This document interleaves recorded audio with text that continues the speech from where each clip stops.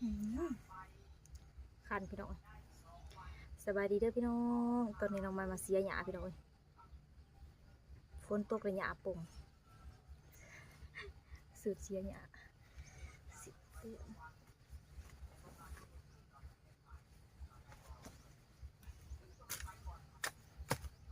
หยางามงามเสียออกไปเห็นมั้ยหัวกำลังเข้ามาจะนา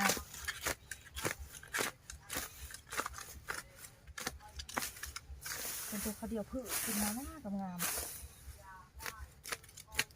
ที่น่ะอันที่เท่เบิดนี่พี่น้องปีนี้เป็นดินทมประมาณดินทมบ่พอเดี๋ยวทมดินก่อนคือโกนมันเด็ก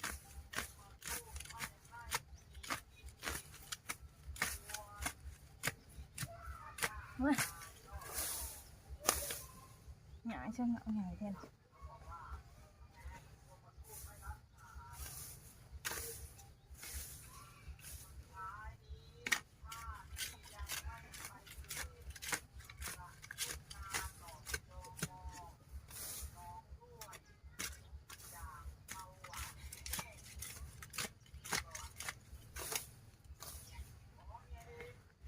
ขออนุญาตนั่งแบบสบายอยู่หน่อย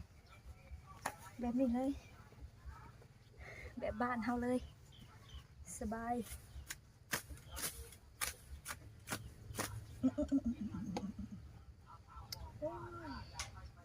ดูเดี๋ยวนางนี่ก็จะเหม็นมันพอยดูเรียบร้อย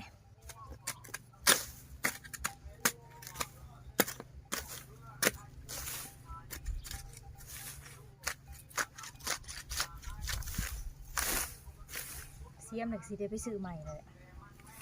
เฮ็ดปวกออกเลยเตรียมเสียมเป็นละเฮ็ดเนาะอันเฮ็ดออกน้องไม้บริบูรณ์เพื่อนแล้วไปแต่3 โมงเช้าไปนั่งขายอยู่ป่าเฮ็ดให้มันแจ้งเลย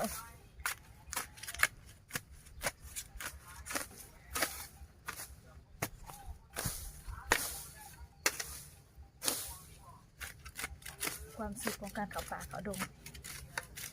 เฮ็ดออกเลยอยู่พี่น้องเขาแต่ป่า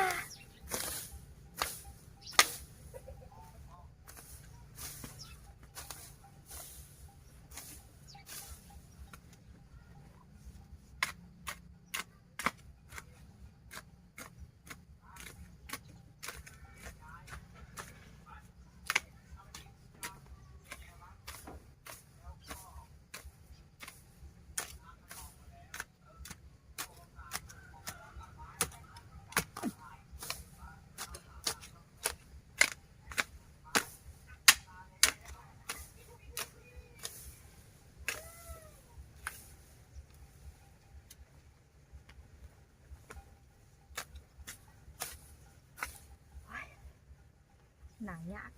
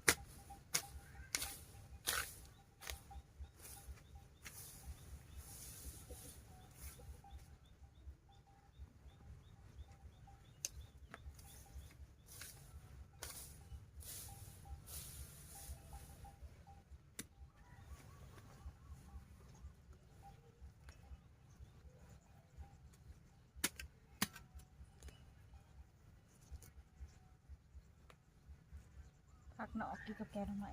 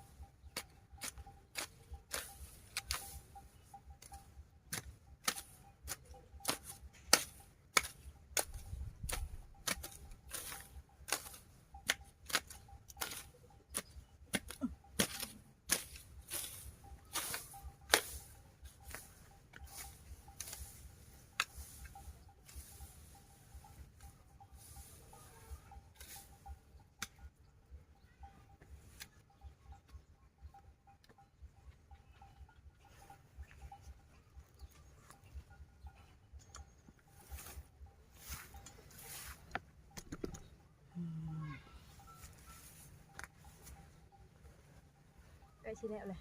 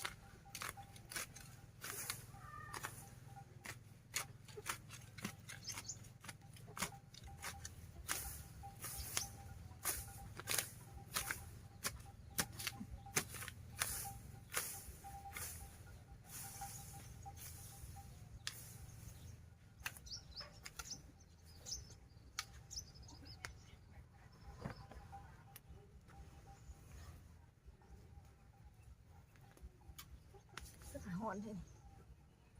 ว้าย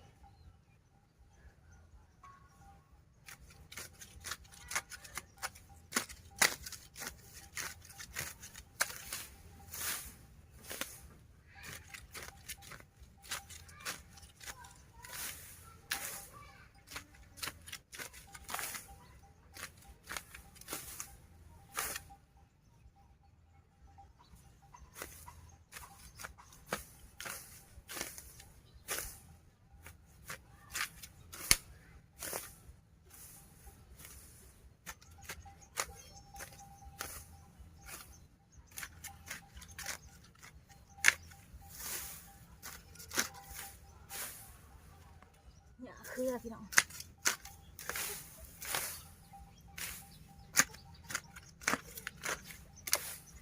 แค่นี้เตะเสียง่าย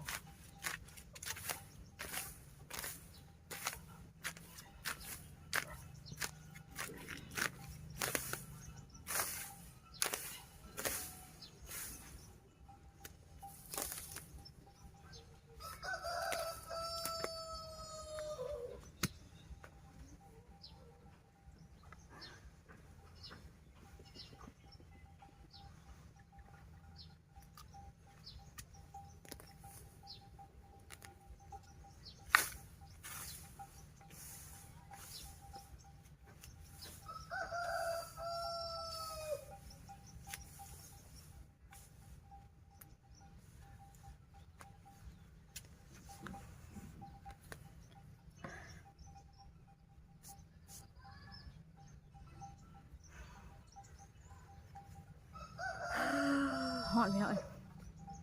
โอเคแล้วจ้ะพี่น้องมาหานี่ก็ต้องมาขอจบคลิปไปสักก่อนเด้อให้เวียกงานตัวใหม่ต่อพี่น้องขี้ดินพงมาใส่